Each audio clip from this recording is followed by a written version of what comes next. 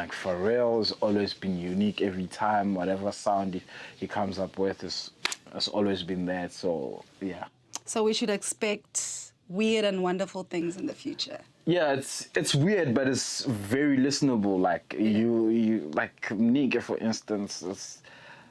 You didn't think that bass line was gonna come right after those soft voices, because you just hear Nigga, and then like, oh, this is so sweet, and the next thing is boom, boom, boom. Like, what the hell just happened? So yeah. So I saw the visuals for Suka. Yeah. I really, really liked it. I really, really like, you know, because I'm a bit of a nerd. Like I do a lot of reading and stuff. And I know that Asian people are descendants of Southern Africans. Yes. Peep that knowledge. Anyway, I really like the videos, how you guys just did something different. I don't feel like it's been done in South Africa before. And it kind of like... But Kanye says she's also Xhosa. Oh, So okay. Kanye also like knows the study that, well, the clicks, Yeah. those people and the Asians, they go together. The Mongols, exactly. They go together. You see? So yeah. So she's really smart, and she came up with the idea like from even just the artwork from just the song when it was coming out first. At first, it was. I like it even more now. The fact that she knew that and she incorporated that into she's very smart, like super smart. Yeah. So yeah. So she came up with a whole lot of the stuff for Sugane, like the visuals, the creative visuals. I came with the idea of the song. It was like, okay, I just hear the beat is just going, and I just hear Suka, and I called her, and she was in Mpumalanga, like the other town. Like, yo, where are you? Like, I'm in Mpumalanga. I'm like, can you get an access to a studio? She's like, I don't know, but I can try. I'm like, I have this idea. If you can do it, it can be a banger. And she was like, okay, what do you want me to do?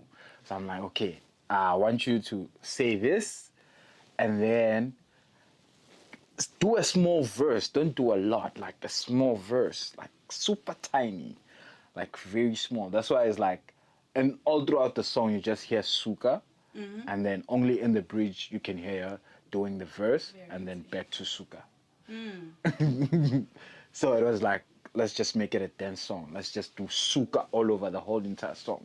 So whoever is listening, just hearing Suka, Suka, Suka. That's it. Yeah. So when you're making a beat, is your intention, you know, because I know there's a huge, you know, TikTok and, you know, TikTok dances is a huge collaboration now with music and dancing, you know? So are you keeping that in mind whenever you're making a beat? Are you calling dancers going, hey, listen, here's a banger. No. What should we do? Or do you just... No, I don't.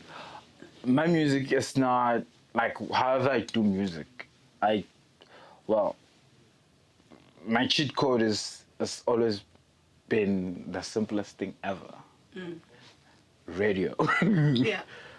I want to do a song that you can hear on radio. That's my cheat code. Yeah. My cheat code is like, whenever I'm making a song, I'm thinking of radio, not the social media. Yeah. The social media gravitates to the songs because of as something they would love to hear on radio, and nowadays they don't listen to radio anymore. They listen to TikToks. Yeah. They listen to social media. Yeah. So it's the same thing. So yeah. Okay.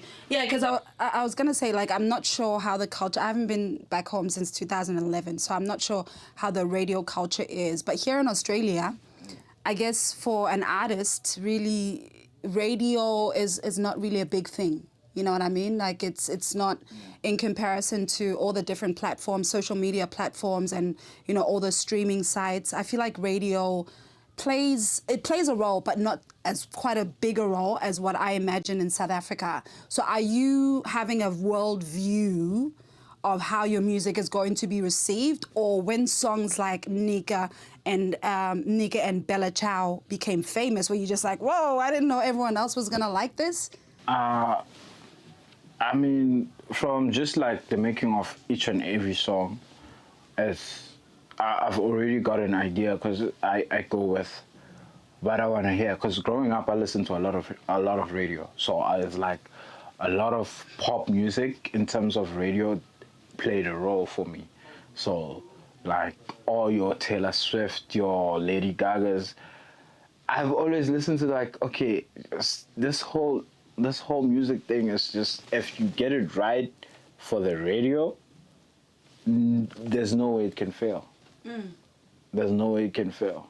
So, and all of the big songs, like, I mean, like from just studying the movies, your Get Rich or Die Trying, your Straight Outta Compton, your Notorious B.I.G., you look at when they were making Juice was made for the radio. They're like, no, do a song without you swearing, just do something for the radio. And then that's the song that really blew up, that everyone, when you start saying B.I.G., they just think of Juice instead of the other rap songs. Yeah. So it's like...